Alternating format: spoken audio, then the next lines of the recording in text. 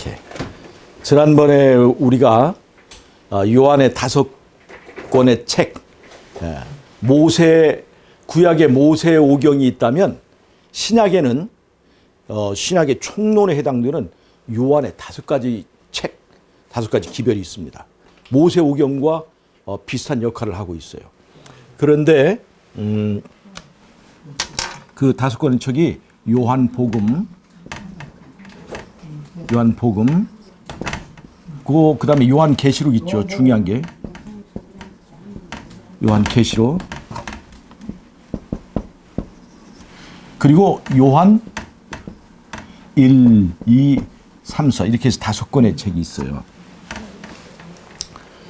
여러분, 우리가 잘 아시는 것처럼 요한계시록은 선악간의 대쟁투가 하늘에서부터 시작되었다는 것을 알려주고 있습니다. 하늘에서 시작된 대쟁투가 에덴 동산으로 들어와서 그 다음에 그 대쟁투의 역사가 이 땅에 지금 진행되고 있는 것을 보여주고 있습니다. 그리고 하늘에서는 예수님께서 하늘 성소에서 우리를 위해서 중보하시고 그 다음에 예수님께서 행하시는 일의 순서들이 있습니다. 절기에 따라서 예수님께서 하시는 그 일이 있어요. 그것이 인간의 역사를 이룹니다. 그런데 대쟁투는 예수님께서 하시는 일과 같은 보조로 이 땅에서 하나님의 백성들이 합력해야 될 일들이 있습니다. 예수님이 그 사업을 진행하실 때마다 이 땅에서 이루어지는 하나님의 심판의 여러 가지 각 단계를 보여주는 것이 바로 요한계시록이에요. 그래서 요한의 기별은 이 땅에 선악의 대쟁투가 진행되고 있다. 그걸 우리에게 보여줘요. 하늘에서 시작된 선악의 대쟁투에 그 싸움의 핵심이 뭐냐? 그것이 말씀에 관한 것입니다. 말씀에 관한 것. 말씀. 그 말씀의 원본이 바로 예수님이시다. 이렇게 하고 있어요. 예수님의 여러 이름이 있죠. 여러 이름이 있어요. 그런데 그 여러 이름 중에서 예수님을 말씀으로 표현을 하고 있는 것입니다. 그 말씀이 바로 선악간의 대쟁투 핵심이에요. 잘 보세요. 사단이 누구의 자리를 원했습니까? 하나님 아버지가 하늘에 세우신 기름 부음을 받은 왕이 누구냐면 그것이 바로 그의 독생자 예수님입니다. 아멘. 그 예수님이 하나님이 인정한 왕이에요. 근데 사단이 어떤 자리를 원했어요? 예수님. 이제까지 사단이 오른 것은 총리 자리까지는 올랐는데 총리. 왕이 되지 못했어요. 바로 그 왕의 자리를 원했던 거예요. 그래서 이것이 대쟁투의 시초입니다. 사단은 예수님의 자리 왕이 되기를 원했습니다. 그래서 예수님을 공격할 때 뭐를 공격했냐면 예수님이 말씀으로 다스리시니까 예수님의 말씀을 공격했습니다. 힘으로는 예수님 이길 수 있어요, 없어요? 힘으로는 안 돼요. 사단이 이길 수가 없어요. 그래서 예수님의 약점이 뭐냐? 그게 말씀이 진리예요. 사단이 사용하는 것은 거짓말입니다. 그다음 예수님의 말씀은 진리입니다. 거짓말할 수 있는 사람과 거짓말을 전혀 못하는 사람이 서로 싸우면 누가 이길까요?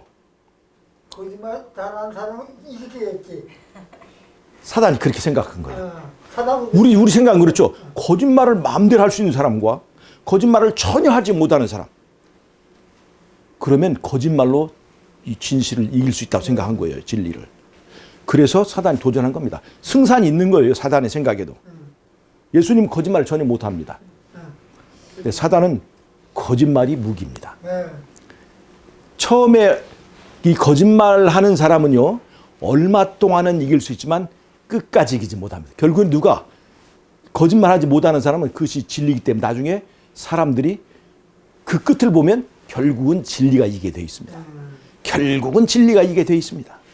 이것이 바로 이제 대쟁투의 흐름입니다. 말씀을 공격했습니다. 말씀으로 통치를 하셔요.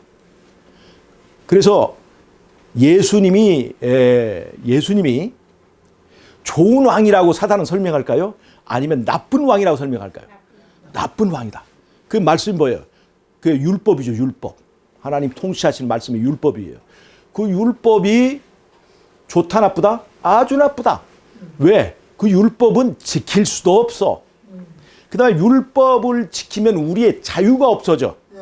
우리가 하나님같이 살 수 있는데 그 율법이 우리의 자유를 박탈해 간다. 우리는 하나님의 노예다. 이렇게 얘기를 하는 거예요. 자, 그런 거 우리가 하나님의 율법을 지키다 보면 우리가 먹고 싶은 거, 우리가 하고 싶은 거 그 방해가 돼야 안 돼요. 우리는 내 마음대로 살고 싶은 충동이 있는데 이 충동이 어디서 온 거냐면 사단에게서 온 거예요.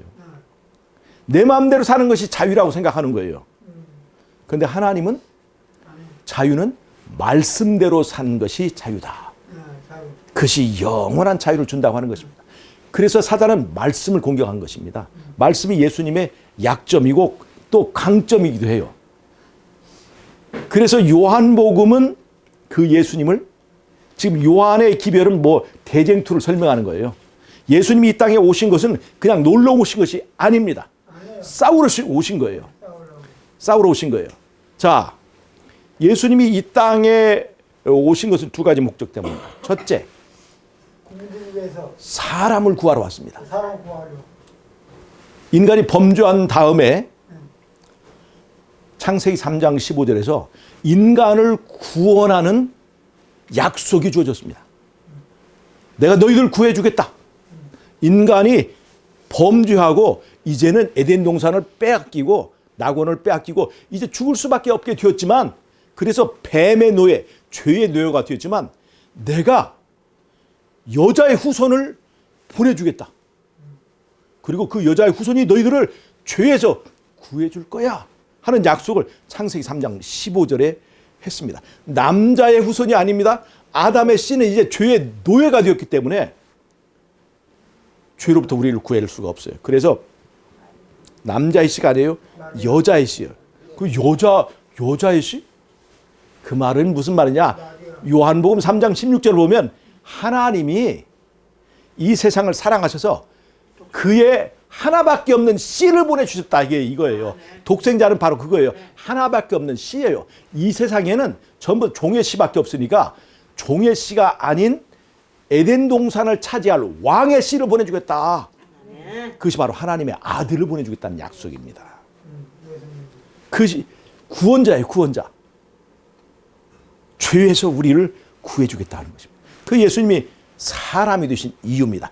그 말씀이, 말씀하시던 그 하나님이 말씀을 듣고 말씀에 순종하는 그 사람의 육신을 입고 이 땅에 오시겠다고 하는 것을 보여주고, 요한복음 3장 16절은 그 여자의 후손은 하나님의 씨다 하는 거예요. 사람의 씨가 아니고 하나님의 씨다.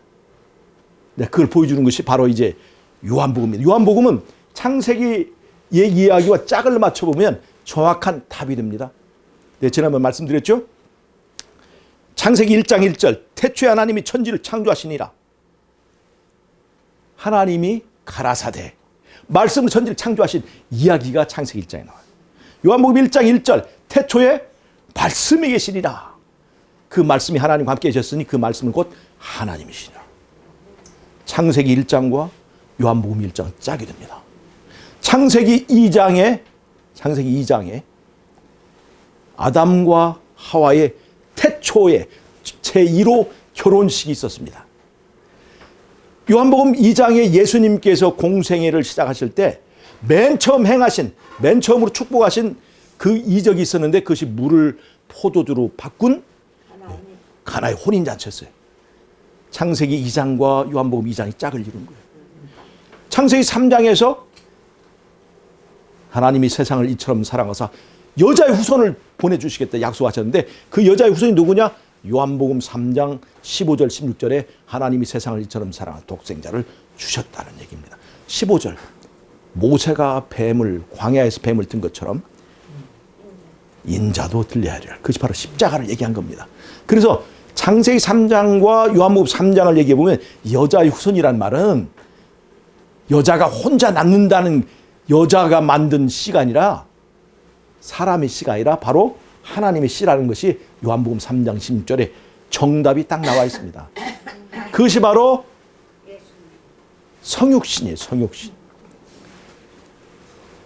요한 1서는 요한복음에는 예수님이 이 땅에서 행하신 그 생애와 이 땅에 행하시면서 사람들에게 이적을 베푸신 것, 또 병자를 낫게 하신 것, 그리고 사람들을 가르치신 그 내용이 요한복음에 다 있는데 그 중에서 가르침 부분, 가르침, 예수님이 이 땅에 와서 사람들에게 가르치려고 했던 그 내용만을 뽑아서 요한 1서에다 딱 그거를 요약해서 마치 사도 바울에게 로마서를 주신 것처럼 요한에게는 요한 1서에 그것을 딱 정리해 놨습니다. 이론을 체계화시켰습니다.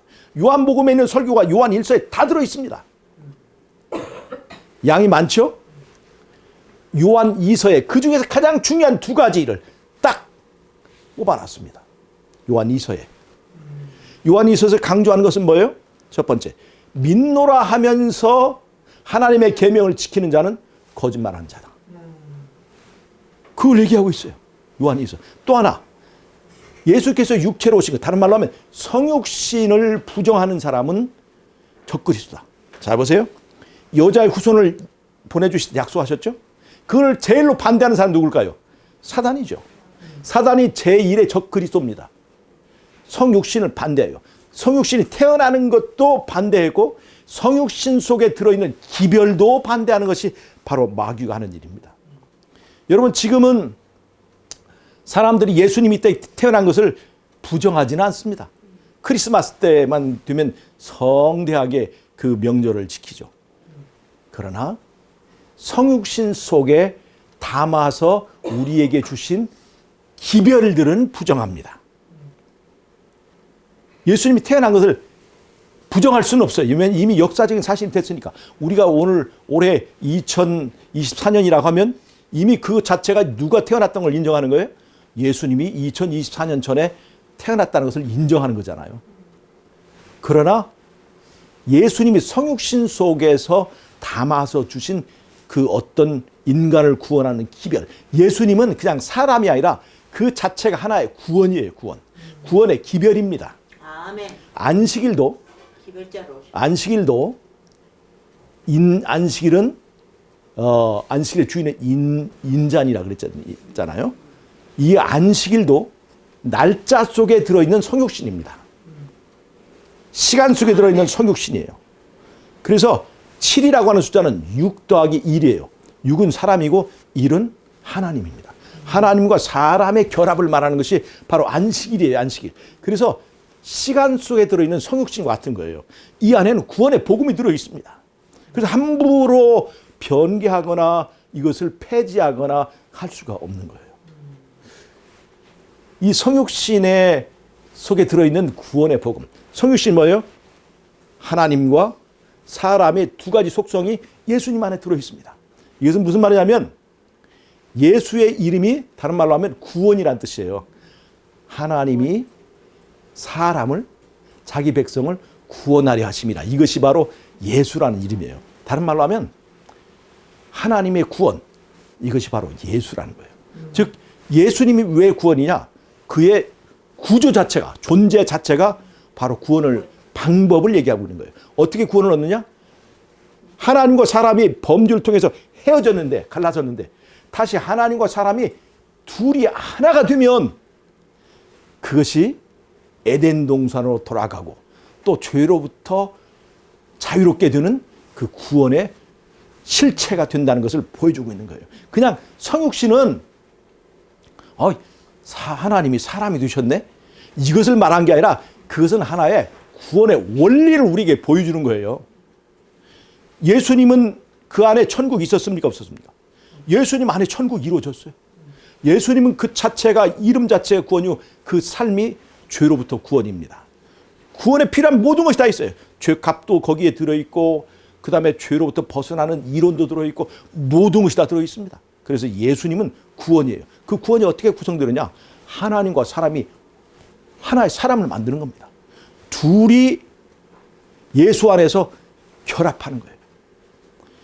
그래서 예수라는 그 존재 자체가 구원이 되는 거예요. 성육신. 바로 우리에게 구원의 원리를 알려주는 것입니다. 간단해요. 하나님과 사람이 하나 되면 되는 거예요. 그런데 하나님과 사람이 하나 되는 것을 가장 막고 있는 것이 뭐냐? 우리가 왜 죄로부터 벗어나지 못하느냐? 죄가 너무나 끌리고 땡기고 죄를 사랑한다는 거예요. 우리는 죄를 너무 사랑합니다. 죄 없으면 잘 보세요. 우리가 죄를 얼마큼 사랑하는지. 우리는 죄 사랑해야 안 사는 게. 이거 진짜 내 멋대로 살고 싶은 본능이 우리 안에 꿈틀거리고 우리는 죄가 사랑스러워요. 그래서 죄를 못 끊는 거예요. 근데 그렇기 때문에 예수님 하나님과 사람이 하나 되는 것은 불가능합니다. 불가능해요. 우리는 죄와 하나가 됐어요. 이거 끊어지지 않는 거예요. 이거. 이 문제를 해결하는 거예요.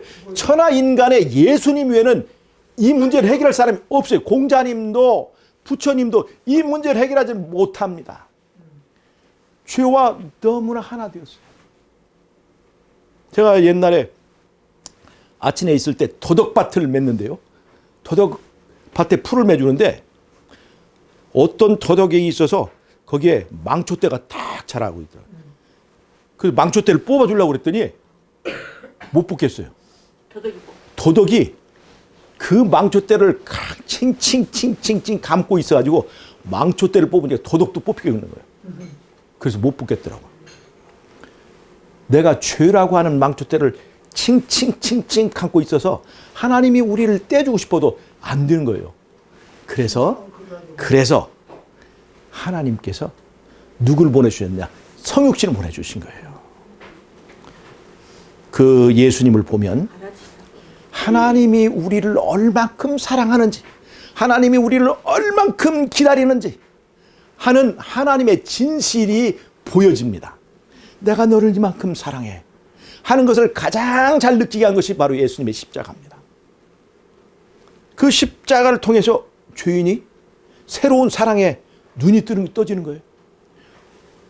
하나님이 나를 이만큼 사랑하셨나? 이렇게 이 세상에서 별 볼 일 없는 나를 하나님은 나를 기다리고 계신가? 하는 새로운 음성을 듣게 되고 죄인이 새로운 사랑에 눈이 떠지게 됩니다. 그래서 점점 예수님께 가까이 가요. 자, 쇠가 자석에게로 가까이 가면 갈수록 자석에 있는 자성이 일로 옮깁니까?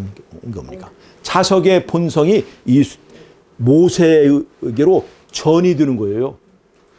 못은 그 스스로 쇠를 끌어당길 수 있는 힘이 있어요, 없어요? 없어요. 그러나 이 못이 자석에 가까이 가면 갈수록 자석이 쇠를 끌어당기는 그 힘을 자석도 갖게 되는 거예요. 여러분, 우리는 죄를 사랑합니다. 그런데 내가 예수님께 가까이 가면 갈수록 예수님의 사랑에 눈뜰수록 죄가 미워지게 되는 거예요. 아멘. 죄가 미워지게 되는 거예요. 죄가 너무나 더럽고 죄가 하찮고 죄가 너무 지저분하게 보여지는 거예요.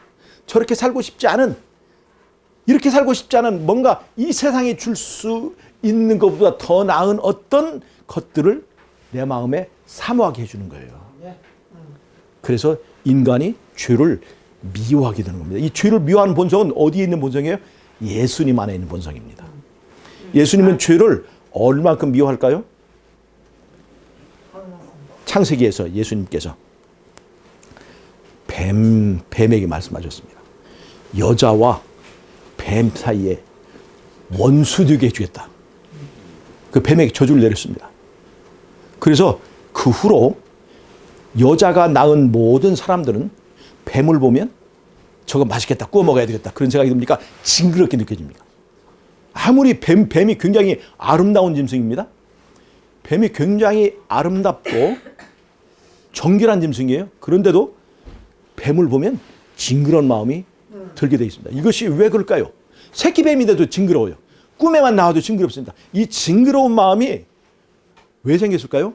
창세기에서 하나님께서 뱀과 사람 사이에 그 저주를 넣기 때문에 그렇습니다.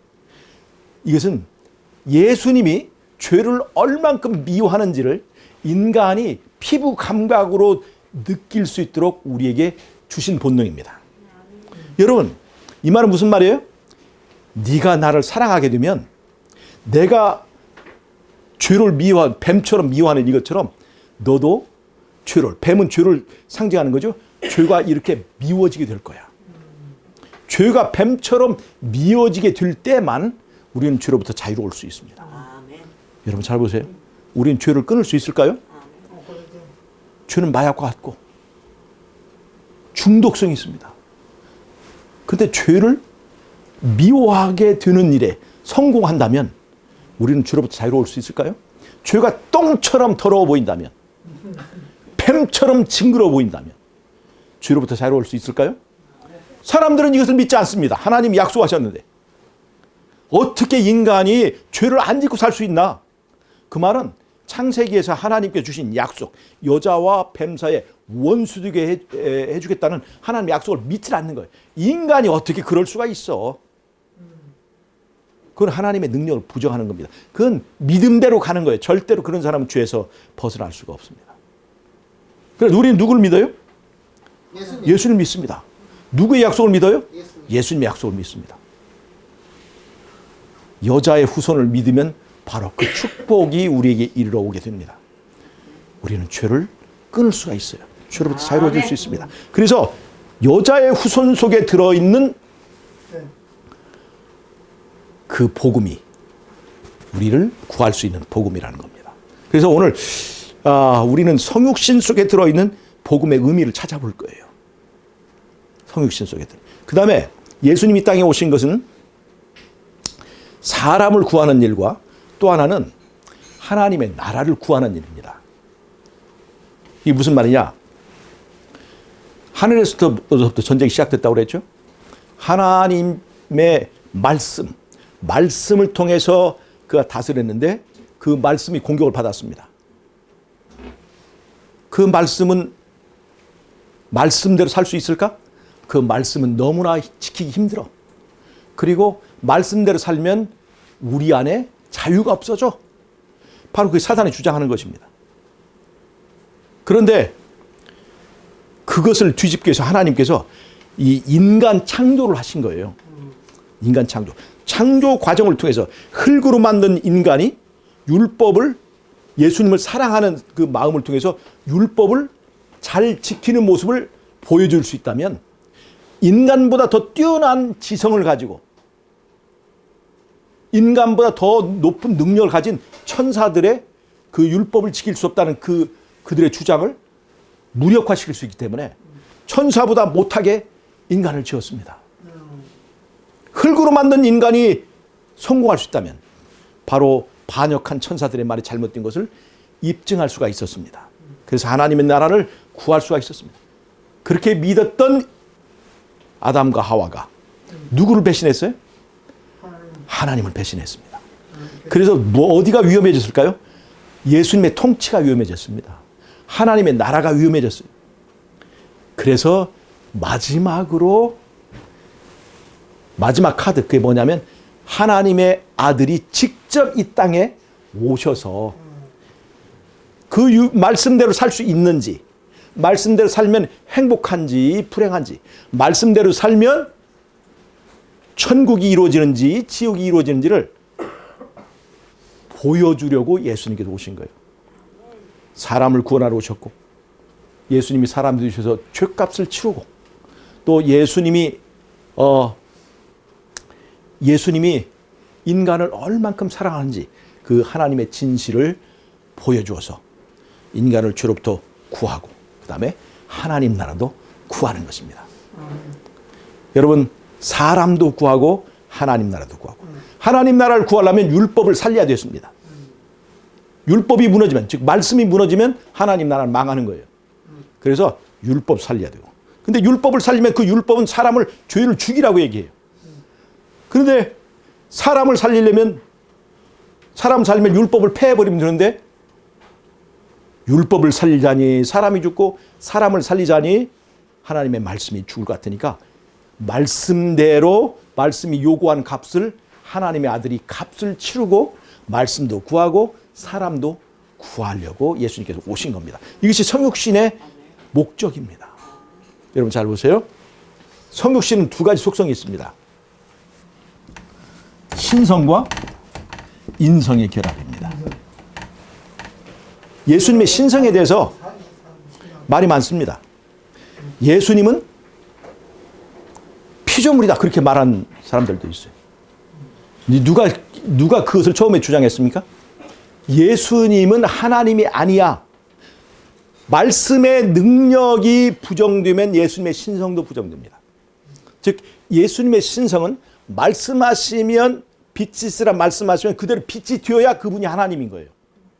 근데 말씀하신 대로 그것이 이루어지지 않으면 그 말씀의 능력이 부정되면서 그분이 하나님이라는 증거는 사라집니다. 다른 말로 하면 그분이 말씀하신 나 외에 다른 신을 섬기지 말지니라 또 안식을 기억하여 거룩히 지킬지니라 라고 하는 말씀이 우리의 삶을 통해서 실현되고 그것이 순종될 수 있을 때 그 말씀이 그 말씀하신 그 말씀의 원본이신 그분이 하나님이라고 하는 것입니다.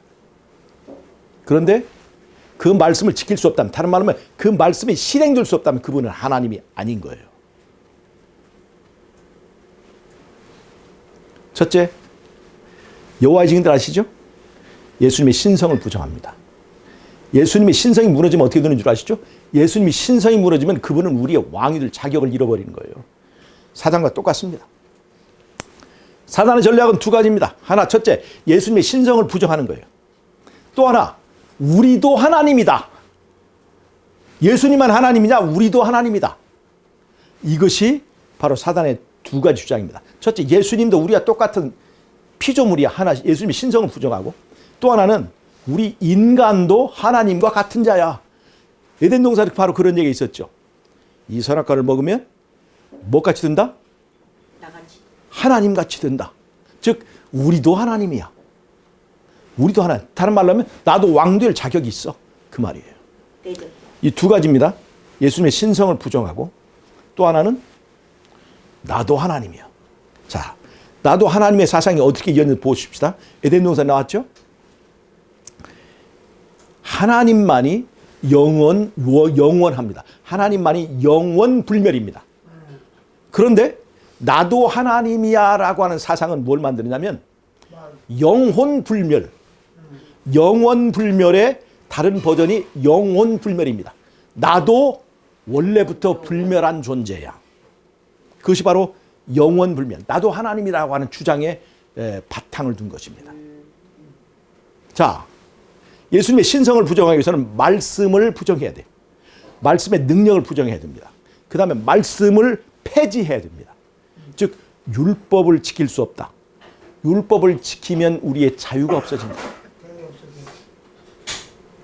그래서 말씀의 능력을 부정하고 또 하나, 나도 하나님 같은 존재야. 영혼불멸을 주장합니다. 이 두 가지가 사단의 중요한 두 전략입니다. 그래서 예수님의 신성을 부정하는 거예요. 자, 예수님의 신성은 하나님 아버지와 같은 신성일까요? 네. 같은 신성일까요? 하나님을 대표해야 되기 때문에 하나님과 똑같은 신성해야 됩니다. 하나님 아버지와 똑같은 신성을 가진 존재는 누구밖에 없어요? 독생자. 그분이 낳은 독생자. 예수님밖에 없습니다. 그래서 예수님만이 우리의 구원자가 될 수 있어요. 아멘. 여러분, 그 다음에 예수님의 인성은 누구를 대표해야 될까요? 구원받을 우리를 대표해야 돼요. 그러니까 예수님의 인성은 범죄전 인성이어야 될까요? 범죄 후 우리와 똑같은 인성이어야 될까요? 우리가 똑같은 인성의 그 요소가 있는 것이에요. 왜냐하면 우리를 대표해야 되니까. 이 인성에 내가 포함될 수 있어야 예수님이 우리의 구원이 될 수 있는 거예요. 이 인성이 나와 다른 인성이면 나는 이 예수님의 이 구원의 방법에 참여할 수가 없게 되는 겁니다. 그래서 예수님의 인성은 나를 포함한 인성, 즉 범죄 후 인성이어야 되는 거예요. 예수님의 신성은 하나님 아버지를 대표하는 하나님 아버지와 똑같은 신성이 되는 겁니다. 그래서 이 둘이 결합해서 한 몸을 이룬다는 것입니다. 제가 지난번에 얘기했지만 예수님의 인성에 대해서는 우리가 유의해야 될 것이 있습니다. 예수님의 인성은 두 가지 요소가 있어요. 하나는 범죄 후 인성, 나를 대표하는 인성이어야 돼요. 그러나 또 하나는 범죄 전 인성이 있어요. 예수님에게는. 즉 범죄 전 인성은 뭐냐? 범죄 전 인성. 예수님이 아담이 범죄 전에는 섬길 자를 선택할 수 있는 자유가 있었습니까? 없었습니까? 범죄 전에는 섬길 자를 선택할 수 있는 자유가 있었습니다. 범죄 후에는 그 자유가 있을까요? 없을까요? 그 자유를 잃어버렸어요. 없어요. 죄의 노예가 된 거예요. 근데 예수님은 죄를 지었을까 안 지었을까요? 한 번도 죄를 짓지 않고 예수님은 자기를 섬기지 않고 하나님을 섬기는 것으로 자기의 의지를 확실하게 고정시켰습니다. 한 번도 자유의지를 아담처럼 죄를 선택한 일이 없습니다. 그래서 예수님의 자유의지에 관한 부분, 이것은 성소와 지성소의 부로 나눌 수 있는데, 성소칸은 우리와 똑같지만 지성소칸은 우리와 다릅니다. 그에게는 자유의지가 있었습니다. 우리는 자유의지가 없어요. 그러나 그분에게 자유의지가 있습니다. 그래서 그건 범죄 전 아담과 똑같은 거예요. 그것이 있기 때문에 신성과 인성이 결합될 수 있는 겁니다. 있기 때문에 결합이 가능한 거예요. 만약에 예수님이 우리와 자유의지 똑같이 죄의 노예가 됐으면 우리는 하나님과 결합이 안 돼요. 그래서 이 성육신이라고 하는 이 패턴은 우리에게 구원에 관한 큰 의미를 줍니다. 여러분, 예수님의 인성이 범죄전 인성이라고 그렇게 얘기를 하는 사람들은 예수님이 우리의 모본이 못 돼요. 예수님과 우리는 다른 거예요. 그럼 우리는 죄 지을 수밖에 없고 예수님은 죄를 안 지을 수밖에 없는 거예요. 그럼 죄 지을 수밖에 없는 인성을 가졌으면 믿고도 죄를 지을 수밖에 있어요, 없어요? 죄를 지을 수밖에 없는 겁니다. 죄 지을 수밖에 없고 우리는 믿음으로 구원받는다, 이런 얘기는 믿음이 죄에 대한 변명밖에 되지 않는 거예요. 우리는 구원받았어. 믿음으로 구원받았지. 그런데 실제 생활은 뭐예요? 죄 지을 수밖에 없는 거야. 이거는 믿음이 죄를 변명하는 것에 불과합니다. 이런 인성관에. 그러나 예수님은 우리와 같은 인성을 쓰시고 승리하셨습니다. 그래서 우리는 예수를 믿으면 죄를 이길 수 있어요, 없어요? 이길 수 있어요. 이렇게 되면 믿음은 뭐예요? 믿음은 곧 행동이 되는 거예요. 믿음이 행동과 분리되는 것이 아니라 믿음은 곧 행동과 하나 되는 거예요. 믿음은 때로는 자기 아들을 제단에 바치는 것이 믿음이고, 믿음은 때로는 음식물 지배를 지키는 것일 수 있고, 믿음은 때로는 예언의 신을 지키는 것이 될 수 있고, 예언은 때로는, 이 믿음이라는 것은 때로는 김치도 될 수 있고 때로는 하나의 행위가 될 수 있다는 것입니다. 그런데 이 세상에서 믿음으로 말미암는 의는 믿음과 행위를 완전히 분리시켰습니다. 그래서 행위는 죄 지을 수밖에 없고 믿음은 그냥 우리 머릿속에서의 공의전하는 허무한 추상적인 것으로 만들어버리는 거예요. 믿음은 우리를 죄 짓는 것을 변명하는 믿음입니까? 아니면 우리는 죄 짓는 것을 극복하게 만드는 것입니까? 믿음은 죄를 이기고 승리하게 만드는 예수님 안에 있는 하나님과의 결합을 말하는 것입니다. 아멘. 하나님과 결합하면 죄를 이길 수 있어요, 없어요? 하나님과 결합하면 죄를 안 지을 수 있어요, 없어요? 할 수 있다는 것입니다. 근데 우리는 죄 짓죠? 뭐가 문제가 있을까요? 결합에 문제가 있어요. 결합이 안 됐어요. 결합이 안 되는 건 뭐랄까요? 아직도 예수님의 하나님의 사랑을 잘 느끼지 못하고 있다는 겁니다. 우리는 어디로 가야 될까요? 십자가로 가야 돼요. 아멘. 거기서 사랑을 느껴야 됩니다. 아멘. 사랑의 자력을 느껴야 돼요.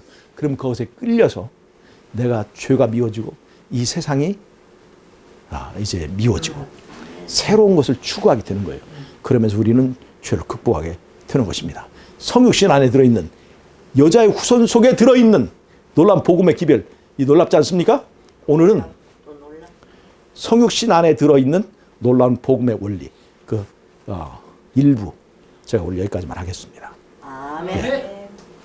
요한의 기별 속에 들어있는 이 놀라운 원리, 여러분 잘 기억하시고 하나님께서 우리에게 주신 귀한 선물들을 잘 활용하고 감사함을 받는 저와 여러분이 되시기를 바라면서 오늘의 말씀 마치도록 하겠습니다. 감사합니다. 네, 자, 기도와 마치겠습니다. 하나님 우리 아버지, 우리에게 성육신을 선물로 주셔서 감사합니다. 감사함으로 예수님 영접하고 구원받는 우리 모두가 될 수 있도록 도와주시기를 예수님의 이름으로 기도하옵나이다. 아멘. 아멘.